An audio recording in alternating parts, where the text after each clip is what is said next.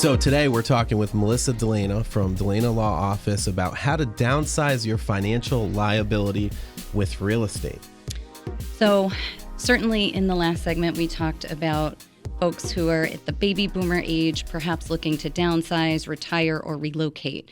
A lot of our clients will recognize that their largest asset is their home, and the right way to downsize that financial liability is to sell, not only necessarily getting into something smaller, but getting into something that has a smaller financial outlay, maybe less maintenance and upkeep, so that they have more free time to do those things that they can enjoy.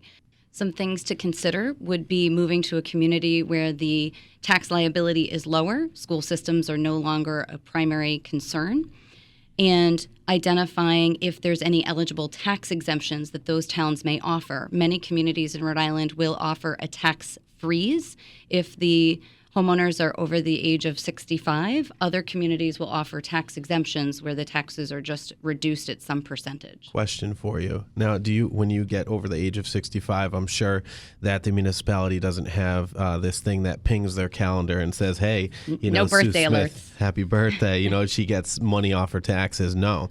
So what do you want to do to get that? It's pretty simple. All you have to do is go down to the town assessor's office and file the necessary forms. Many of those forms can be located online through the assessor's website of your individual community. So that way you can apply, print out the application, and then just drop it off at the assessor's office so that you become eligible for the exemption. Okay, perfect. And if somebody is not web savvy, could they call you to do that? Is that a service that you would offer them? I'm sure there'd be a charge to that, or is it something simple that they could go right down to town hall and do? Something they can do 100% on their own and is totally free for them, so they just have to go to the town, to the assessor's office to qualify for it. A lot of really great talking points in there, which a lot of people kind of forget about, okay?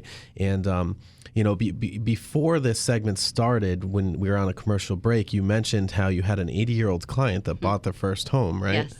Yep. 80 years young, he bought his first house. So you're never too old to buy, although a lot of the folks in Rhode Island are selling and relocating. You're certainly able to buy at any point too. Definitely. And the cool thing is mortgage companies can't discriminate against you for your age. Okay. So you've got to if you're 95 years old and you want to refinance your house, you can.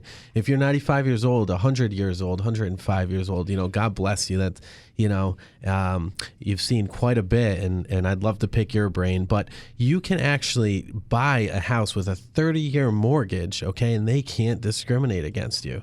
It's just, it's great. So this country is a wonderful place. The American dream is alive and well, and home ownership is just one of the best things you could do for yourself, and there is a ton of tax-free money in your home. If it's your primary residence, right, Melissa? They can cash out $250,000 if single or widowed, and up to $500,000 if they're married. Yes. So every time a person sells a primary residence under the IRS tax code section 121, they have the opportunity to have a tax-free transaction.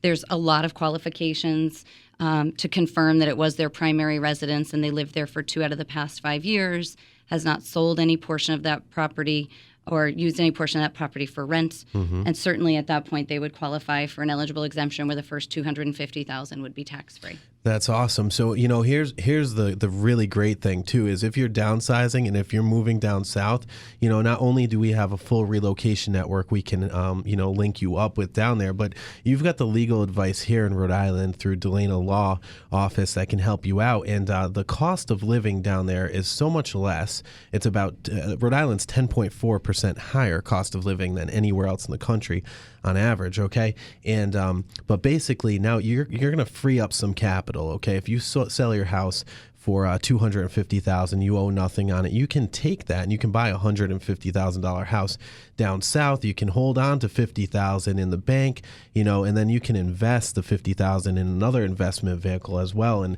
that's where Mary Breimer can come in and kind of walk you through it. And here's the other thing I want to point out about these professionals on the show.